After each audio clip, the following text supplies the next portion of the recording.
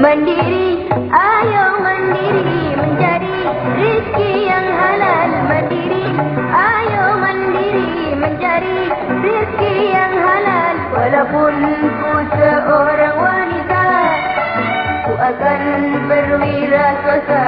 Walaupun ku seorang wanita, ku akan berwirausaha. Mandiri, mandiri, ayo mandiri, mencari rezeki yang halal. Mandiri, ayo mandiri, mencari rezeki yang halal. Walaupun ku seorang wanita, ku akan berwirausaha. Walaupun ku seorang wanita, ku akan berwirausaha. Mandiri.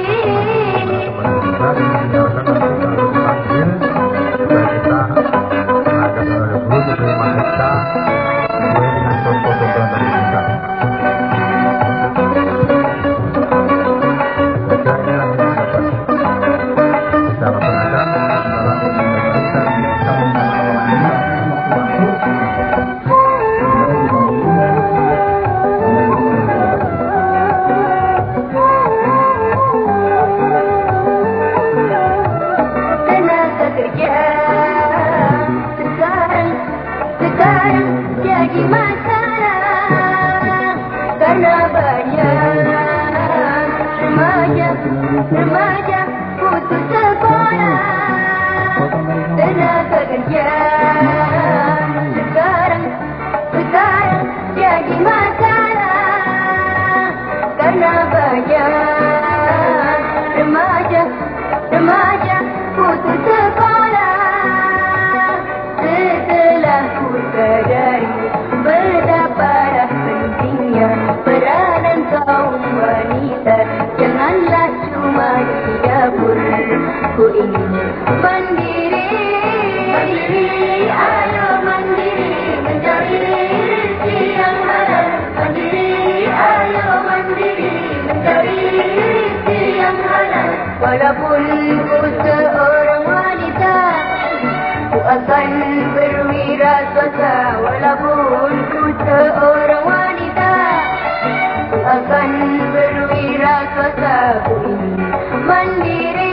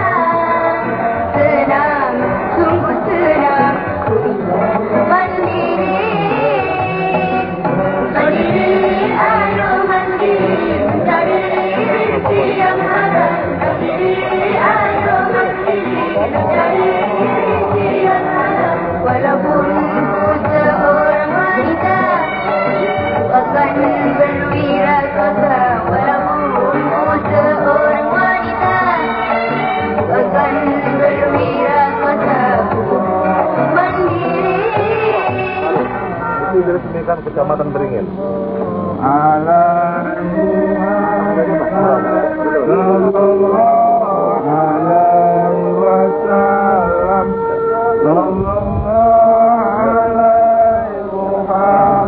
Surau, Pantai Labu, tempat mancing ya.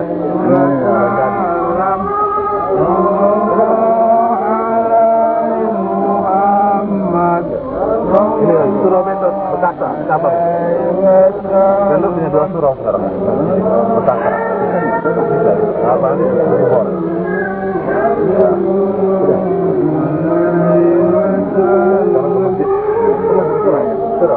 Surau ya. Surau.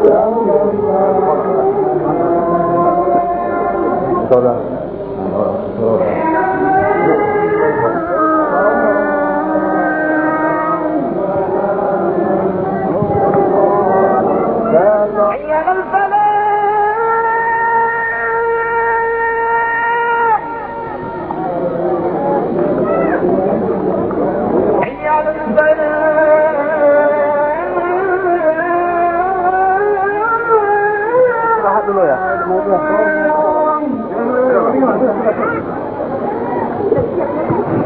Pemberitahuan kepada abang-abang pengurus suruh pos radio supaya masuk ke ruangan dan menduduki tempat yang telah disediakan. Assalamualaikum warahmatullahi wabarakatuh. Oleh karenanya kami mengucapkan selamat datang kehadiran yang mulia ayat dulu dalam acara pelantikan pengurus surau se-DKI 4 Kabupaten Deli Serdang Kota Madiun Sendiri.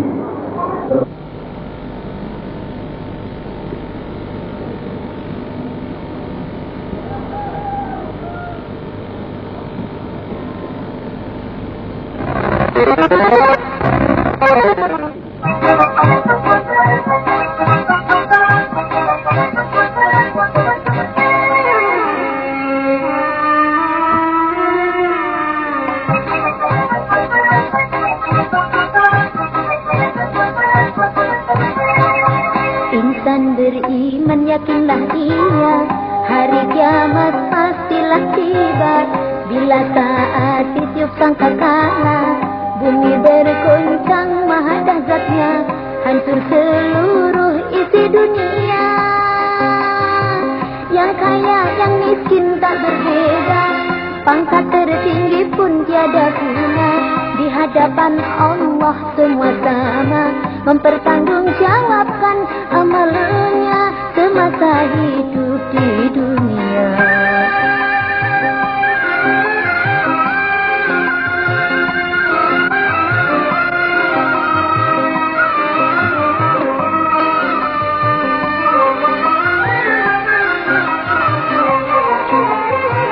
Tiba saat ditiup sangkakala, manusia dibangkitkan dari kuburnya. Semua nampak sebaya usia, hanya raut wajahnya berbeda. Yang beriman dan penuh amal takwa, wajah berseri senyum bahagia. Yang zalim, durhaka, rasa takut dan kecewa selamanya kan tersiksa di dalam api neraka. Insan beriman yakinlah ia, hari kiamat pastilah tiba. Bila saat ditiup sangkakala, bumi bergoncang maha dahsyatnya, hancur seluruh isi dunia. Yang kaya yang miskin tak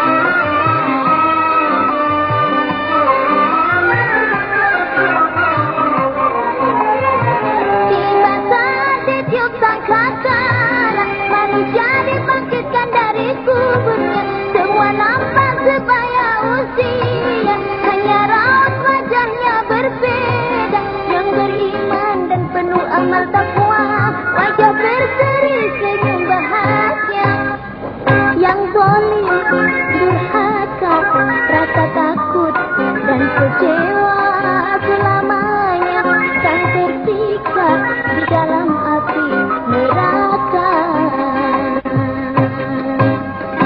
Dan beriman yakinlah ia, hari kiamat pastilah tiba. Dan saat ditiup sangkakala, bumi bergoncang maha dahsyatnya, hancur seluruh isi dunia. Yang kaya yang miskin tak berbeda, pangkat tertinggi pun tiada guna. Di hadapan Allah sama-sama mempertanggungjawabkan amalnya semasa hidup dunia.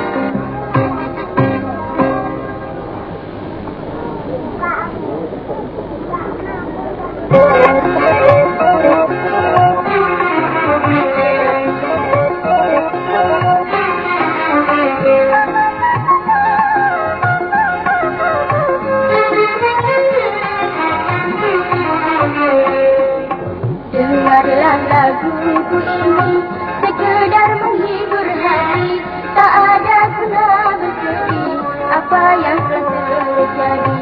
Janganlah putus asa, kita tak sampai. Dengarlah laguku ini sekedar menghibur hati, tak ada guna bersedih apa yang telah terjadi. Janganlah putus asa, kita tak sampai.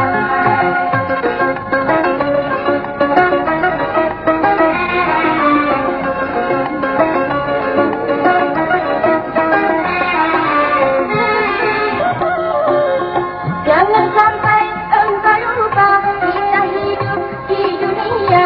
Jangan sampai engkau lupa kita hidup di dunia.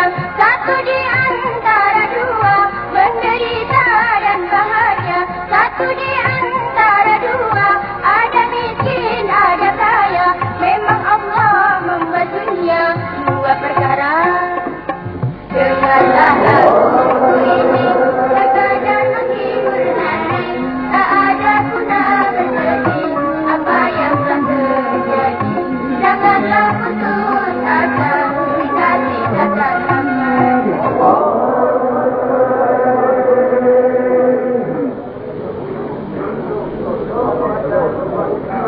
Allahu Akbar, Allahu Akbar, Allahu Akbar, Allahu Akbar,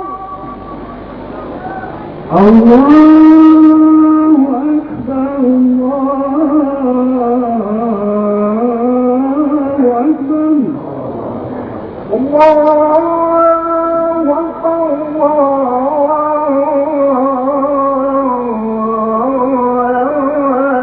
Allahu Akbar, أشهد أن لا إله إلا الله،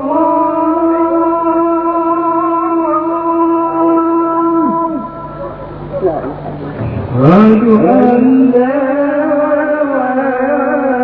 إله إلا الله،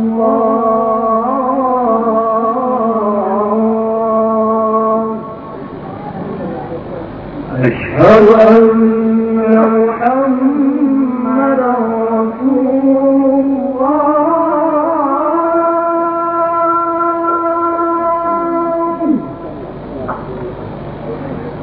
أشهد أن محمد رسول الله.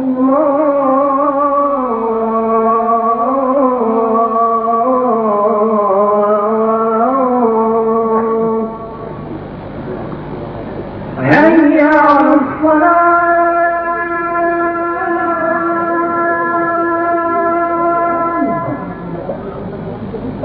حي على الصلاة،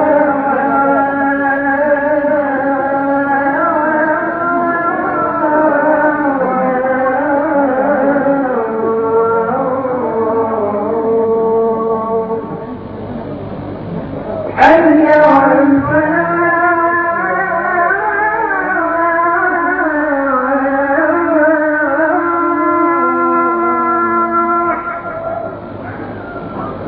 حي على الفلاح.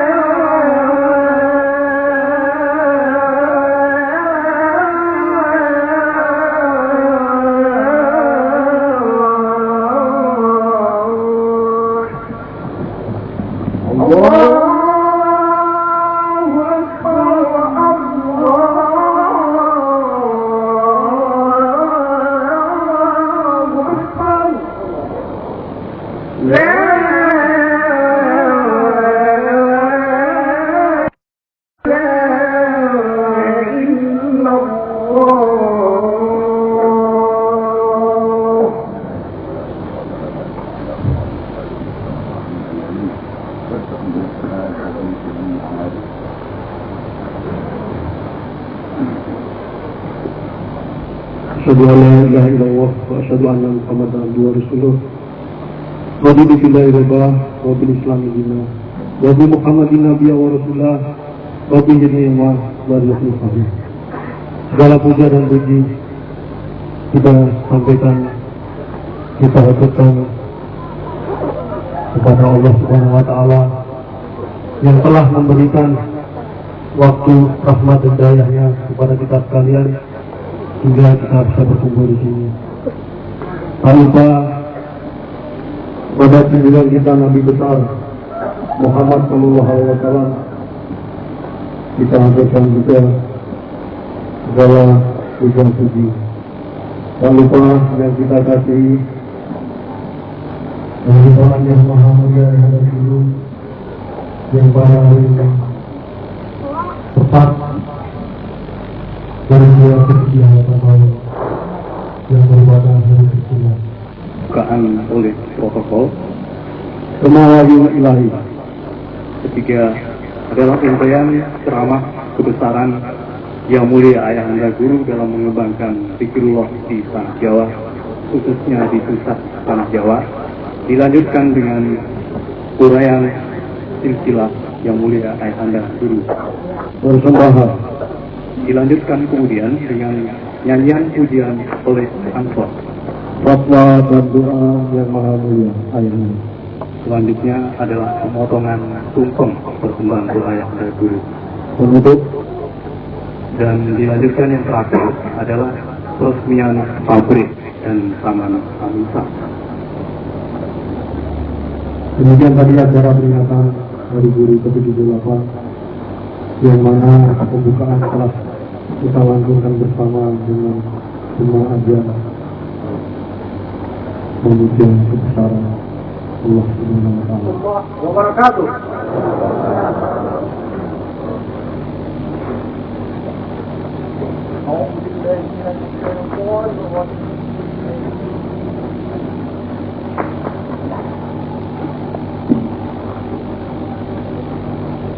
Bismillahirrahmanirrahim. Ya ayyuhalladzina amanu taqullaha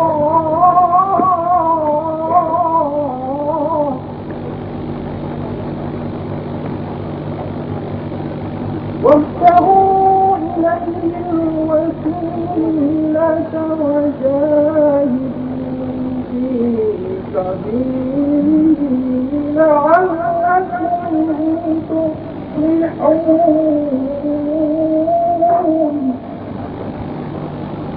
Assalamualaikum warahmatullahi wabarakatuh.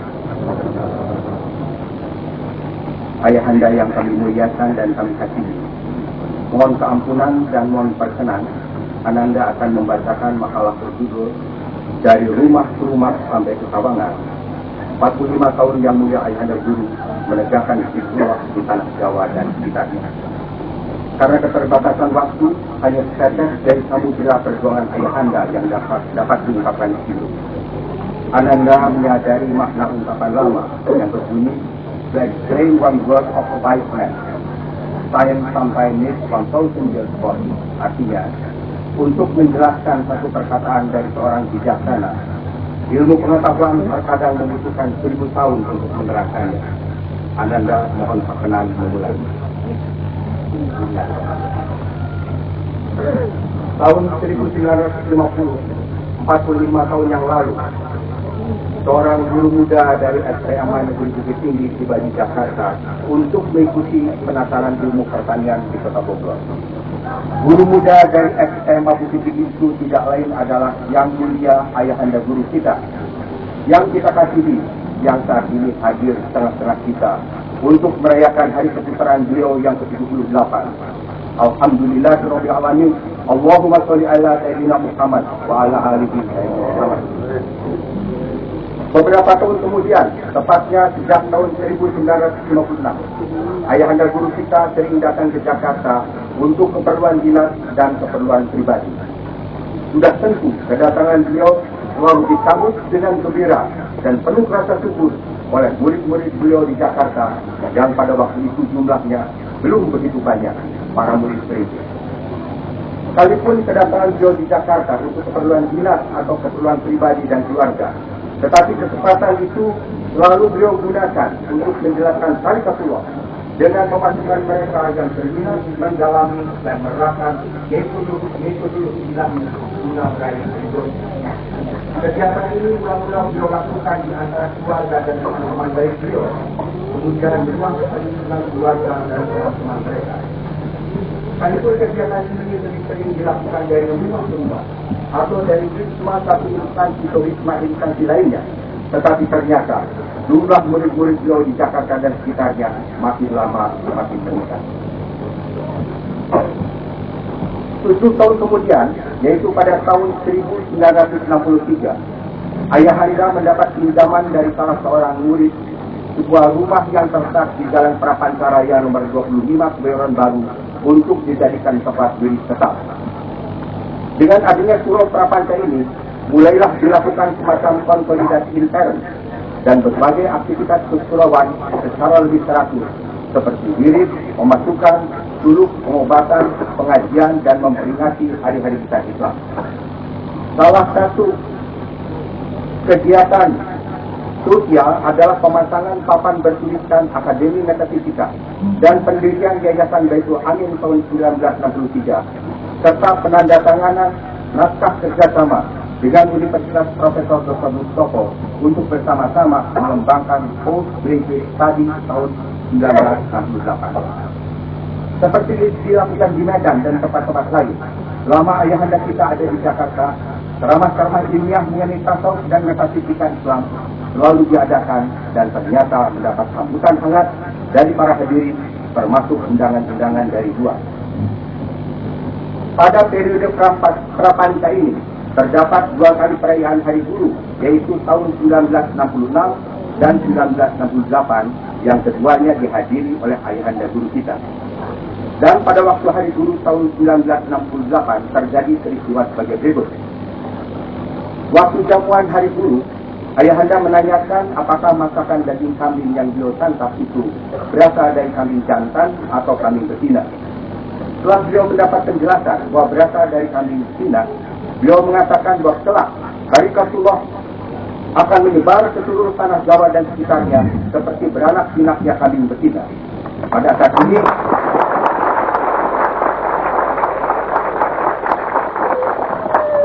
ini kita semua menyaksikan kebenaran ucapan beliau. Allahu Akbar. Kegembiraan perayaan Hari Guru 1968 ini tampaknya merupakan juga jamuan perpisahan. Karena pada tahun itu juga yang mulia ayahanda guru kembali ke Medan dan baru berkunjung lagi ke Jakarta tahun 1979, 11 tahun kemudian. Pada tahun 1973, di tengah-tengah maraknya kegiatan Surau Prapanca, antara lain perintisan Asah Surabaya, terjadi suatu peristiwa yang benar-benar menggalaukan seluruh jamaah Jakarta, yaitu rumah Jalan Prapanca yang sudah selama 10 tahun dijadikan surau diminta kembali oleh pemiliknya. Tentu saja hal ini dirasakan sebagai musibah berat, karena seakan-akan terjadi suatu langkah surut, yaitu kembali ke periode tidak lagi memiliki surau. Sekalipun sangat berat dirasakan oleh seluruh warga surau, namun kebesaran dan keikhlasan hati yang mulia ayahanda guru kita dalam mengembalikan surau Prapanca benar-benar dapat menyejukkan semua pihak. Bahkan diyakini bahwa peristiwa itu pasti mengandung suatu hikmah di balik musibah, meaning and suffering.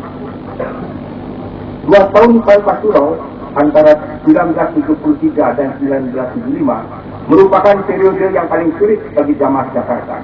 Tak ubahnya seperti kesatuan militer tanpa markas besar. Berkat syafaat yang mulia ayahanda guru yang tidak pernah mundur bila sudah memulai suatu pekerjaan mulia, jumlah jamaah tidak pernah berkurang. Bahkan dari diri ke diri, orang-orang yang masuk tarikat makin lama makin bertambah.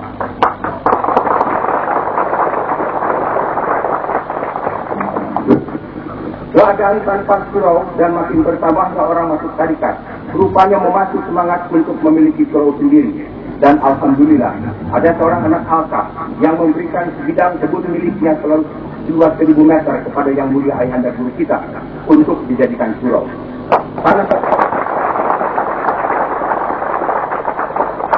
Tanah tersebut terletak di kawasan Cilandak yang pada waktu itu merupakan daerah pinggiran Jakarta Selatan yang masih penuh hutan dan kebun-kebun rakyat. Rupanya itulah hikmah rumah Prapanca dikembalikan kepada pemiliknya, yaitu kita memiliki surau sendiri. Alhamdulillahirabbil alamin.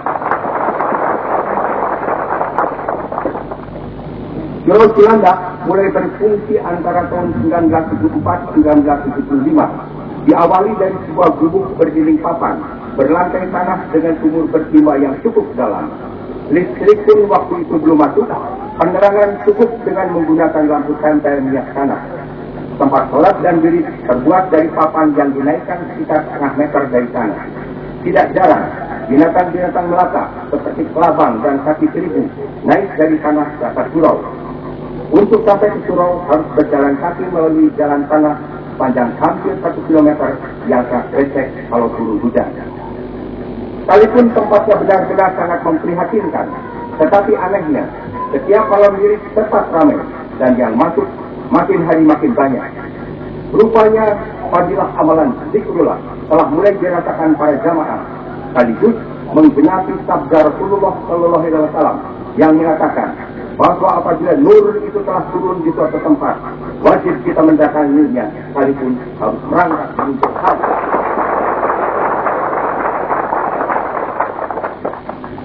Sejalan dengan makin bertambahnya jumlah jamaah dan meningkatnya kegiatan kesurauan, maka pada tahun 1978, Surau Cilandak dibangun permanen dengan mendirikan rumah ayahanda kita. Tanggal 23 Februari 1979, Surau Cilandak mendapat anugerah maha besar, yaitu Yang Mulia Ayahanda Guru berkenan mengunjungi Jakarta setelah 11 tahun beliau kembali ke Medan pada tahun 1968. Beberapa hal yang patut dicatat sehubungan dengan kedatangan beliau tahun 1979 antara lain sebagai berikut. Pertama, hampir setiap hari Minggu, ayahanda kita mengadakan ceramah dengan mengundang orang-orang luar. Tempatnya di halaman surau di depan rumah beliau dengan memasang tenda. Ceramah beliau pada waktu itu sangat ilmiah dan akademis dengan tema dan isi yang unik seperti memperingati 100 tahun kelahiran Einstein, filsafat metafisika Islam dan ilmu eksaktisa serta filsafat waktu atau philosophy of time yang antara lain mengungkapkan prinsip in the hidden lives as per legend in the true what golden found. Artinya, the present lies in the future, and the future lies in the present. Yang sejalan pula dengan ungkapan tradisional, indah awal nan tumbuh, obat tuang nan ditanam. Kegiatan ilmiah ini, yang juga sering beliau adakan di Medan, kiranya merupakan embrio dari berbagai seminar nasional dan internasional yang beliau selenggarakan bertahun-tahun kemudian, di antaranya Seminar Internasional Teknologi Al-Quran dalam Kasus Islam 1986 dan Seminar Internasional Penerapan Energi dalam Teknologi Al-Quran untuk penanggulangan penyakit-penyakit berat tahun 1989. Kegiatan kedua, mencetak buku sinopsis mendarah dagingkan Pancasila 1979 yang kemudian secara produktif diikuti dengan penerbitan sekitar 20 buah karya ayahanda lainnya seperti Kapita Selekta, Jilid 1, 2, 3, dan lain-lainnya. Ribuan buku-buku tersebut dikirimkan secara gratis kepada para pejabat perintah pusat dan daerah, pimpinan militer dan sipil, tokoh-tokoh masyarakat, pimpinan parpol dan ormas, perguruan tinggi negeri dan swasta, lembaga-lembaga keagamaan, dan para rohaniwan dan cendekiawan, serta pribadi-pribadi yang berminat. Semuanya ditujukan untuk syiar dan tak sedikit orang-orang yang masuk tarikat hanya semata-mata karena membaca buku-buku tersebut.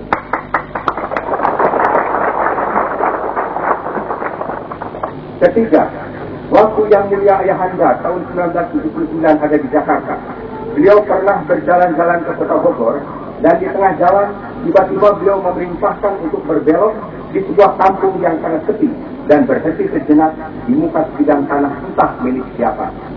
Beliau hanya mengatakan tanah ini bagus untuk surau. 11 tahun kemudian, tanah tersebut oleh pemiliknya yang ternyata anak Al-Jakarta ditibahkan kepada ayahanda kita dan sekarang berdiri di tempat ini, Surau Sawangan.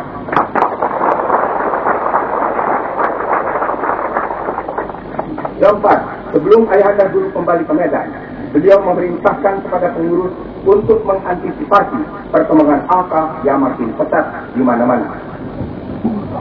Instruksi untuk mengantisipasi perkembangan angka ini kemudian dijabarkan oleh pengurus surau untuk memperluas surau menjadi 2 tingkat dan mulai mencari-cari lokasi yang lebih luas untuk pembangunan surau baru. Khusus untuk Surau Cilandak, beliau waktu itu mengatakan bahwa tak lama lagi wilayah ini akan menjadi sangat padat, serta di kanan kirinya kelak akan berdiri gedung-gedung bertingkat dan jalan di muka surau menjadi sangat ramai lalu lintasnya. Perkataan beliau pada saat ini benar-benar terbukti, antara lain kira-kira 400 meter dari surau kita dibangun sebuah kota bertingkat tinggi. Tanah rumpin. Seperti di kota-kota besar lainnya, tanah yang berukuran luas di Jakarta sudah langka dan harganya pun sangat mahal. Berkat syafaat yang mulia ayahanda guru, telah terjadi suatu keajaiban dalam mendapatkan tanah untuk Surau Jakarta. Riwayatnya begini. Mula-mula sejumlah warga asal secara sendiri-sendiri membeli kapling-kapling tanah yang berdampingan letaknya dari sebuah hamparan tanah terlantar. Kapling-kapling itu kalau dijumlahkan luasnya kira-kira 1 hektar. Pembelian itu dilakukan secara untung-untungan karena tanah tersebut adalah semacam tanah garapan milik negara yang sudah bertahun-tahun dimanfaatkan rakyat dan sudah berganti-ganti pemiliknya. Tanah tersebut oleh anak-anak asah tadi diberikan kepada Yayasan Surau dengan harapan siapa tahu dapat dimiliki. Perintah yang mulia ayahanda adalah untuk menyiram tanah tersebut dengan air tawaduk setiap hari yang dilaksanakan oleh anak-anak surau selama bertahun-tahun. Ternyata kemudian tanah tersebut dan tanah-tanah sekitarnya sudah dibeli oleh sebuah perusahaan Dia Estate untuk membangun sebuah kota satelit di kawasan Jakarta Selatan. Dengan demikian terjadi semacam konfrontasi antara pihak perusahaan itu dengan pihak surau. Sengketa yang memakan waktu bertahun-tahun dalam suasana yang benar-benar panas dan penuh ancaman. Instruksi ayahanda pada waktu itu hanya satu, maju terus. Upaya menyelesaikan secara musyawarah tidak memberi jalan keluar, sampai pada suatu hari yang terik di bulan Ramadan, terjadi pertemuan langsung antara pengurus surau dengan pemilik yang ternyata adalah seorang konglomerat yang kasar dan tanpa kompromi mengobrol ancaman. Menghadapi hal itu, salah seorang abang-abang kita secara spontan dan keras pula membalas ancaman itu dengan mengatakan bahwa kalau berani melaksanakan ancaman itu hanya 2 akibatnya, yakni gila atau lumpuh. Ternyata ia ketakutan dan bersedia menyelesaikannya dengan jalan memberikan sebidang tanah miliknya di wilayah Rumpin seluas 3 hektar sebagai pengganti.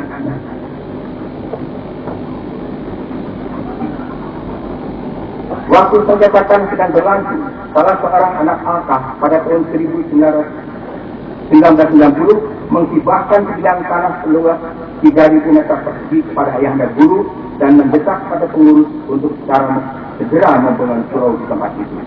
Tanah itu terletak di kawasan Sawangan yang 11 tahun yang lalu pernah dilihat ayahanda waktu beliau berjalan-jalan ke Bogor. Maka selama hampir 2 tahun dilakukan pembangunan surau dan rumah singgah ayahanda dan dilanjutkan sampai sekarang dengan bangunan-bangunan lainnya seperti bangunan industri Aqua Alintan yang insya Allah selesai bulan depan, sehingga diharapkan sekitar hari peringatan 50 tahun kemerdekaan RI proyek ini dapat diresmikan.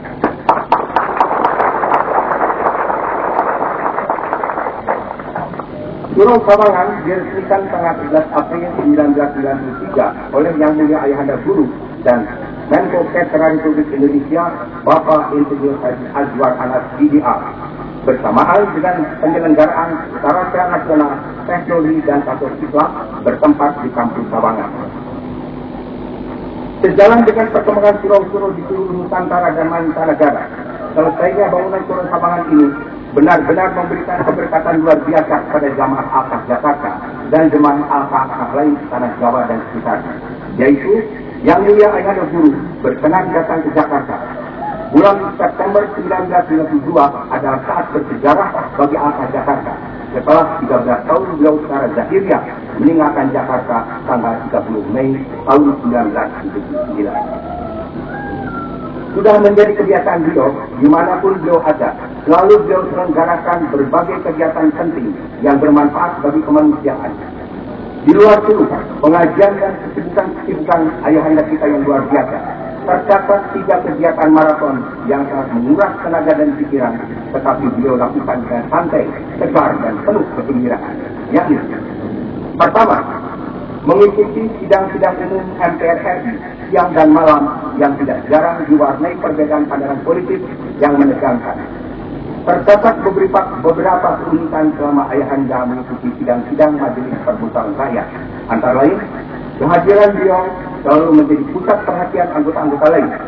Kalau beliau berjalan, semua mata tertuju kepada beliau dan tidak jarang ada yang spontan berdiri dan memberi hormat.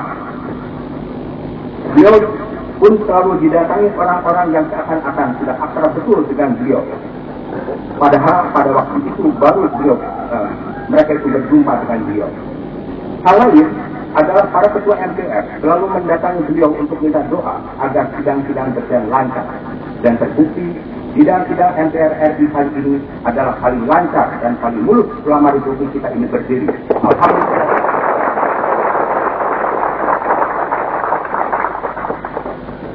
Kedua, bertindak sebagai pembicara utama dalam 6 kali seminar nasional berturut-turut di Universitas Gadjah Mada Yogyakarta 6 Januari 1993, Kampus Beto Amin Sabangan Bogor 11 April 1993, Universitas Negeri Brawijaya di Malang Jawa Timur 19 September 1993, Institut Pertanian Bogor 23 Oktober 1993, Institut Agama Islam Negeri Medan 5 November 1993, dan Universitas Negeri Sumatera Utara 18 Juni 1994. Temu ilmiah lain yang perlu dicatat adalah ceramah yang mulia ayahanda di depan pakar-pakar Ikatan Cendekiawan Muslim bertempat di BPPT, Badan Pengkajian dan Penerapan Teknologi, tempat sarangnya para pemikir dan teknokrat serta para pengambil keputusan di negara kita.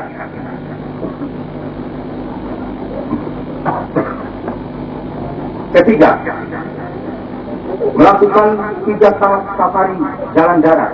Yang pertama dari Jakarta menuju Jogja dan kembali ke Jakarta. Kedua dari Jawa Timur menuju Jakarta. Dan terakhir yang terpanjang dari Jakarta menuju Medan melalui Bandar Lampung, Palembang, Jambi, Muara Bungo, Sawalunto, Padang, Wayan, Bukit Tinggi, Kota Pungkus, Padang Sidempuan selama 6 hari. Hal yang sangat mengharukan pada perjalanan ini adalah kesediaan yang mulia ayahanda kita untuk mengunjungi surau-surau kecil di daerah-daerah terpencil seperti Surau Brebes dan Surau Tapak Tua Anin di Padaherang, Jawa Barat yang terletak di dekat pantai selatan Laut Jawa yang terkena angker. Rangkuman. Di tanah Jawa, perkembangan Tarikat Naksabandia, pimpinan yang mulia ayahanda, diawali di Jakarta, dimulai dari rumah ke rumah sebagai tempat diri sampai memiliki surau dan kawasan sendiri. Kemudian meluas ke wilayah-wilayah lainnya. Setelah 45 tahun sejak ayahanda datang di Jakarta sampai saat ini, hampir di seluruh kota besar di tanah Jawa dan juga di beberapa pelosoknya sudah terdapat surau-surau kita, bahkan terus meluas ke Indonesia bagian timur seperti Bali, Lombok, Kalimantan, Sulawesi, dan bahkan di Irian Jaya.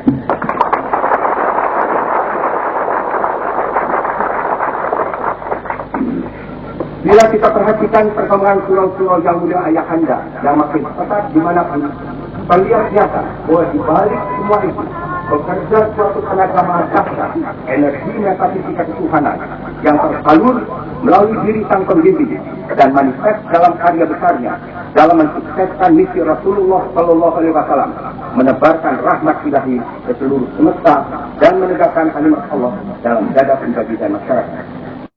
Ini jelas, yang paling menentukan keberhasilannya bukan berupa unsur kepiawaian ketua dan pengurus akar ataupun ketangguhan sistem manajemennya, melainkan yang paling menentukan adalah syafaat dan bimbingan serta kasih sayang yang mulia ayahanda guru semata-mata, sekalipun beliau secara fisik tidak hadir di surau-surau.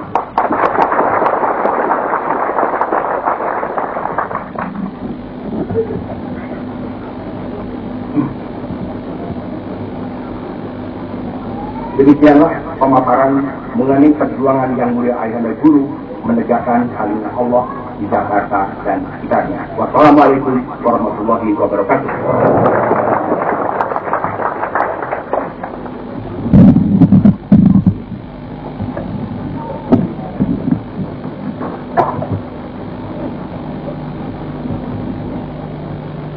Ayahanda yang kami cintai, abang-abang, saudara-saudara yang hadir dalam taman yang berbahagia ini. Assalamualaikum warahmatullahi wabarakatuh. Puji syukur kehadirat Allah Subhanahu wa taala serta salam dan selawat kepada junjungan kita Nabi besar Muhammad sallallahu alaihi wasallam, dan salam yang selawat yang sebesar-besarnya kepada para ahli silsilah Tariqatus Nasabaniyah yang diwakili oleh Ayahanda Guru kita yang ganas perkasa yang hadir di hadapan kita.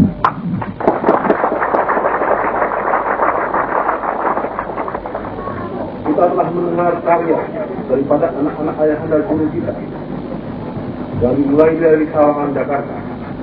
Tetapi karya ini adalah suatu kisah yang mewakili daripada karya anak-anak guru lain di daerah lain di Nusantara dan di dunia. Karya itu didasari dengan meletakkan Ayahanda Guru di depan dan anak-anak Ayahanda Guru di belakang, di mana Ayahanda Guru menjadikan modal untuk memenangkan semua itu. Demikian hebatlah anak-anak daripada Ayahanda Guru, bagaimana pula dengan ayah kita yang berada.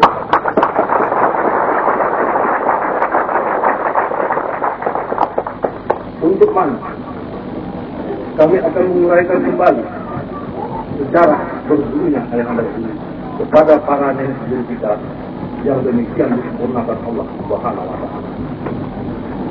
Tahun 1947 Ayahanda mula-mula sekali mengenal tarikat Naksabandi melalui nenek guru kita Maulana Syekh Sahbudin Sayur Matinggi di Tapanuli Selatan sekitar tahun 43 sampai dengan tahun 46. Berhubung waktu itu masa pergolakan, maka tampaknya Ayahanda Guru belum terlalu mendalami tarikat. Tahun 1947 Ayahanda Guru mengikuti tarikat Naksabandiyah nenek guru Syekh Muhammad Hasim Wayan hanya syarat mengikuti sholat. Nenek guru Wayan adalah guru murid daripada nenek guru di Huta Pungkut, dan juga murid nenek guru di Huta Pungkut adalah murid daripada seorang syekh yang terkenal di Jabal Kubis, yaitu moyang guru Syekh Sulaiman Guru. Nenek guru di Buayan memiliki beberapa buah kelebihan. Yang pertama,